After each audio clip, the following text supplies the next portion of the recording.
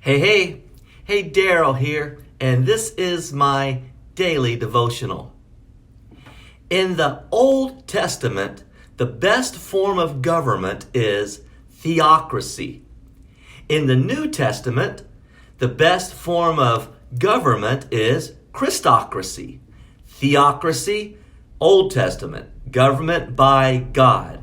Christocracy, New Testament, government by Christ.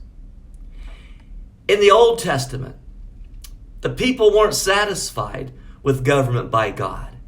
They looked into the world. They saw others being governed by kings. They whined about it. They fussed about it. They begged God for a king. And so God finally heard enough and gave them a king, King Saul. And King Saul was a good king, a strapping, strong young man. He was good for a while. But then the success of that goes to his head, and he becomes a tyrant. Even the jealousy that filled his heart, wanting to kill David.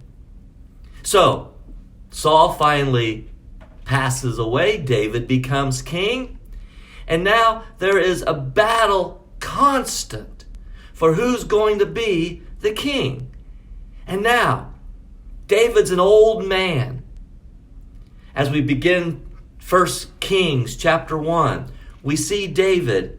It says, David has become old and well advanced in years. He could not keep warm even when they put covers over him. And so one of his sons, Adonijah, says, well, I'm going to become king. And so he gathers together 50 men and goes out and does a big sacrifice and has a big party and declares himself king. Well, Nathan the prophet hears about this and says, well, I don't think that's right. I'm pretty sure that David said Solomon would be the next king. Solomon, whose mother was Bathsheba.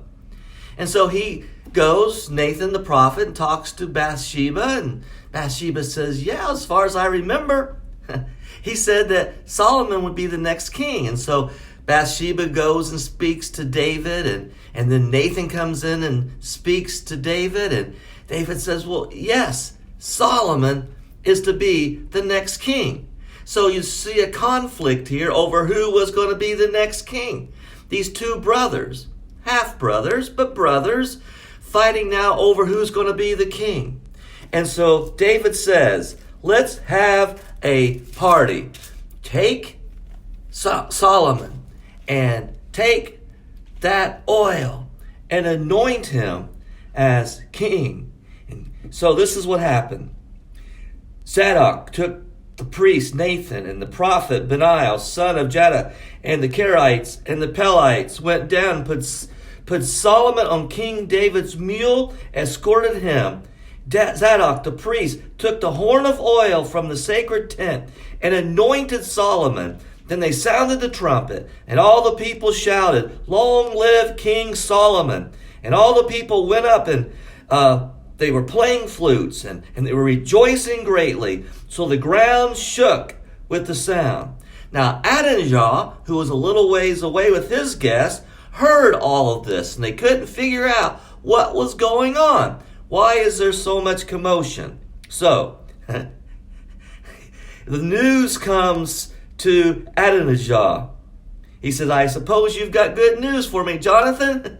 And Jonathan says, not at all. Our Lord King David, his dad, the Lord King David has made Solomon king. The king has sent with him Zadok the priest, Nathan the prophet, Benaiah son of Jediah, and the Kerites and the Perizzites, and they have put him on the king's mule, and Zadok the priest and Nathan the prophet have anointed him king.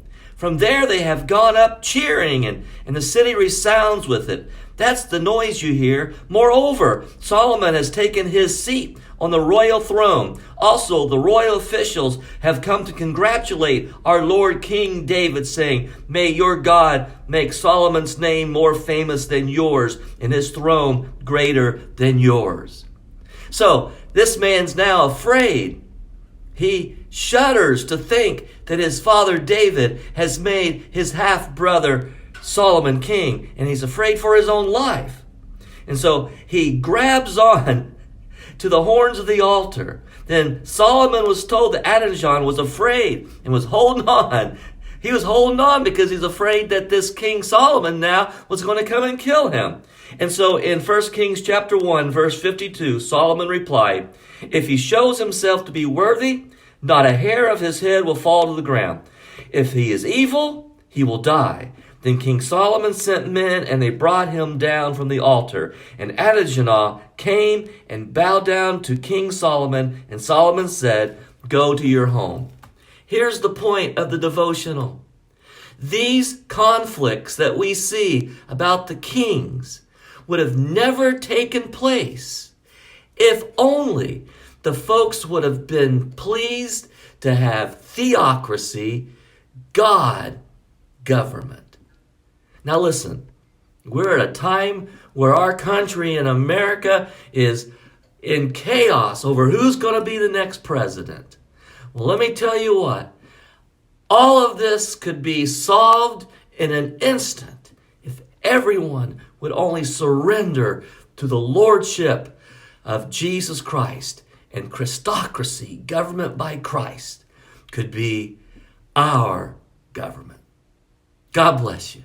Man's government always causes conflict. Good day.